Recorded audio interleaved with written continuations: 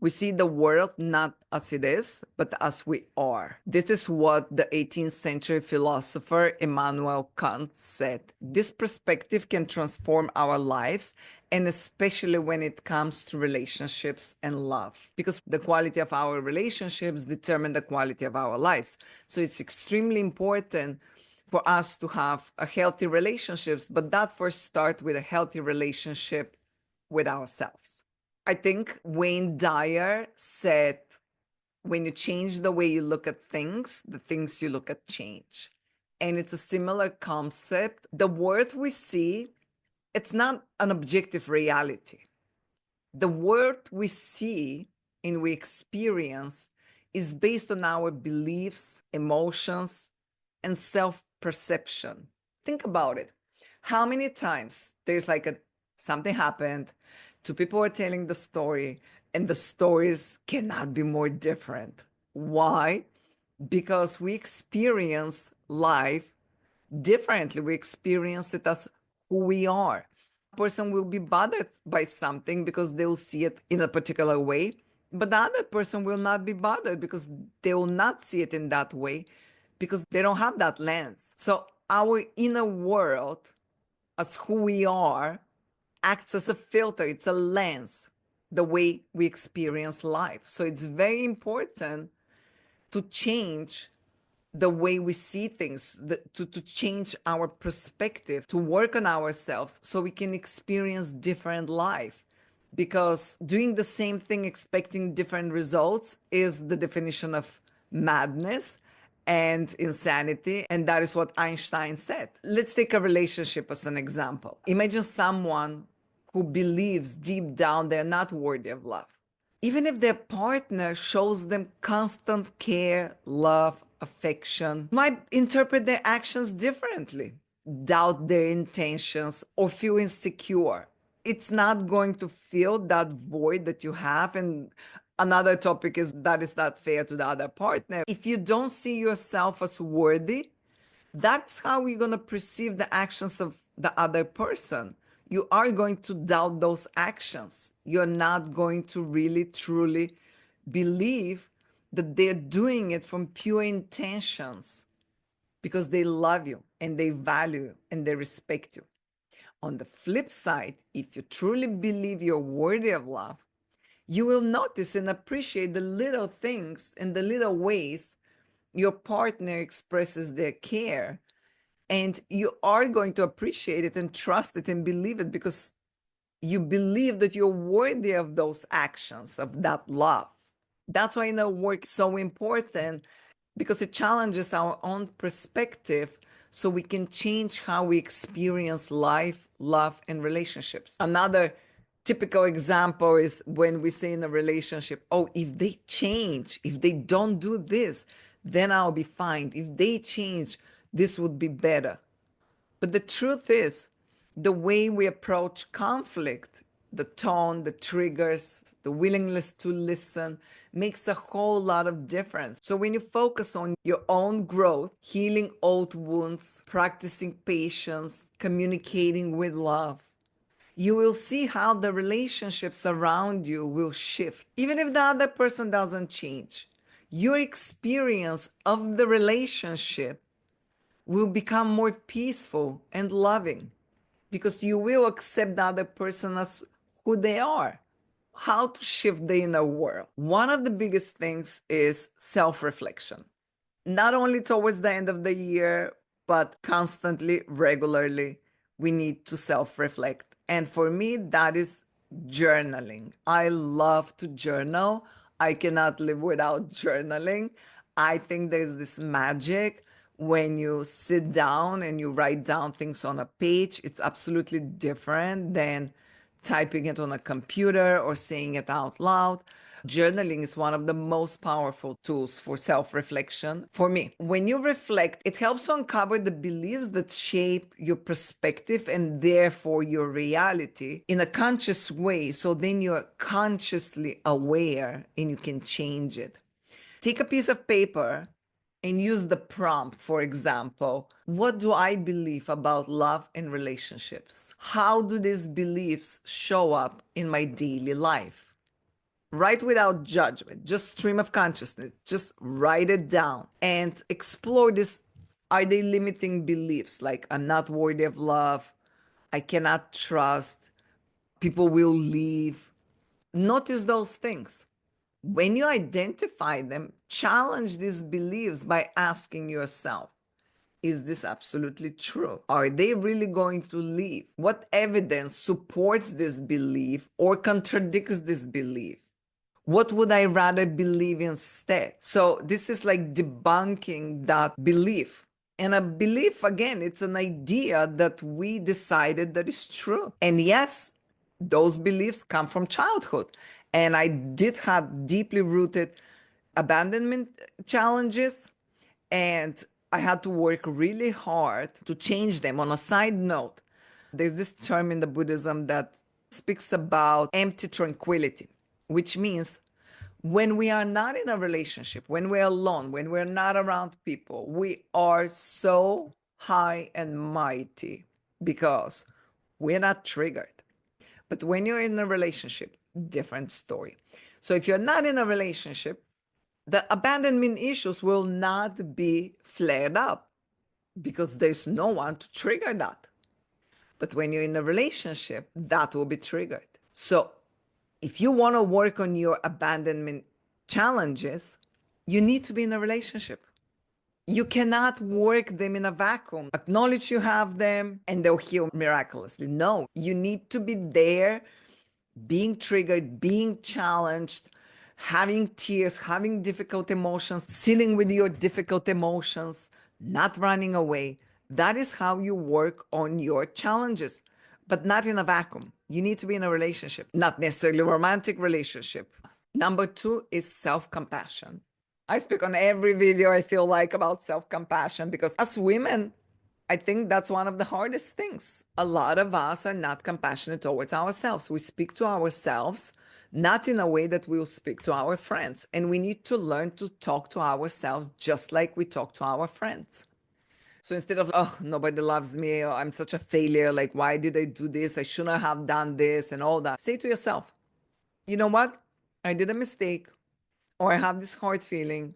I'm learning and I'm growing every day. I made a lot of progress, or I made a little progress, and I'm learning and I'm growing every day. I'm deserving of love just as I am. Or love is safe. They're still here. Love is safe. And there's a good way of using your hands and put it on your heart and say, it's okay. I'm here for me. This is one of the most beautiful and calming things that you can do. It always works for me. So, those small acts of kindness towards yourself, they can just soften that self-judgment and create sense of inner peace, inner safety. Number three, mindful communication. Very difficult when we're in the midst of a difficult emotions. And there's a great book by Thich Nhat Hanh that talks about, it's called How to Fight. And it's really a good way, but there are a lot of books written on mindful communication. I'm sure you can find some. Let me know in the comments if you want me to do a video for the books that I personally enjoy. But in the midst of a conflict, we usually react impulsively from a place of hurt or fear. Usually that is underneath. There's some kind of a fear that is flared up. So when we're mindful, we allow ourselves to pause and respond with intention. And sometimes it's very hard in the midst because all you want to do is just say what you have to say and the other person to change and all that. And for me, how I did it was I'll just say, you know, what just happened or what you just said triggered me. I need some time and space to evaluate and see and reflect what's happening inside. Can we talk about it later? Can we take 5 and then talk about it? It's hard in the beginning. I'm sure you're going to fail a bunch of times. That's okay. But the first time you're going to pause 3 seconds, the second time would be 6 and so on. So give yourself a grace. Go back to the self-compassion and say, you know what? I'm learning. I'm learning and I'm growing. I've done better than the last time and I'm learning. And before you react, take a deep breath and ask yourself, am I reacting from fear or from love? That makes actually a big difference. Usually, I ask myself that when I make decisions. Do I decide this thing because I'm afraid, I'm scared? Or do I not go for that thing because I'm scared? You can also ask yourself, what do I need in this moment? Maybe you need a walk. Maybe you need to calculate math problems. That always helps me because it's a different part of your brain, more logical one. So your nervous system just calms down. Also, you can ask yourself, how can I express myself clearly and calmly without the ego getting in the way? That is very hard. But you will see with practice, you will change the way you speak. Also, another thing is to practice just active listening. When your partner speaks, listen to their perspective and don't interrupt them, just like you would want the same thing for you. So, number 4 on how to shift your inner world is rewriting your belief. Identifying the root causes, it's really important where that limiting beliefs come from, and then create a new narrative. Old belief, I'm not good enough. New belief, I'm whole and worthy just as I am. I'm not perfect and I'll never be, but I like myself and accept myself the way I am. Visualize your new reality. Spend just few minutes each day to visualize. Our brain doesn't know what is real and what is not. So visualization is very powerful. So if you visualize yourself with your new beliefs, your new habits, how you would act, how would you would carry yourself, you'll start embodying those changes. Number 5 is surround yourself with supportive influence. So how we talk to ourselves, how we view ourselves, how we carry ourselves, that's reflection also of our relationships. Those are the people we attract. Very often we attract critical people because we are critical of ourselves. And so it's very important when you start changing the way you talk to yourself, the way you view yourself, the way you accept yourself. It's very important to know that relationships with people will change, and that's okay. That should not stop you. And that is not something that you need to worry about. You need to only worry about your self growth, your life journey. But it's extremely important to surround yourself with supportive group of people and seek those people that encourage your growth and positivity. Community is very important. What you feed your mind, it's very important. What videos do you watch? What books do you read? What podcasts do you listen? If you don't have access to people, listen to podcasts, listen to videos like that. Read books, go to the library, read a book. The last practice is gratitude. Gratitude changed my life, and I feel like I always talk about this in my videos, but gratitude, it's one of the most important practices along with journaling, in my opinion, because gratitude rewrites your brain to notice the positive, and that will naturally transform your inner world. And that wraps it up. But just remember that your inner world was created for so many years, and it's not going to be changed overnight. You are going to embody a new habit, then you're going to fail. You are going to start talking differently, carry yourself differently, but someone will trigger you. You're going to go back to the old habit. As long as you're self aware that this is happening, it's a good thing because then you can change it. Self transformation is a lifelong process, and you have to treat it as such. Don't expect miracles, don't expect immediate results. But on the other side, once you start to view yourself and heal those triggers, you'll see it's so beautiful. You'll feel so content with life, so accepting of yourself that all your worth will start changing. You're going to fall in love with your life. You're going to attract the love and relationships that you dreamed of. I'm absolutely certain of that. But start with single step. Start small and don't expect perfection. So each moment you choose to reflect, show yourself a compassion and challenge these old beliefs. Create new beliefs.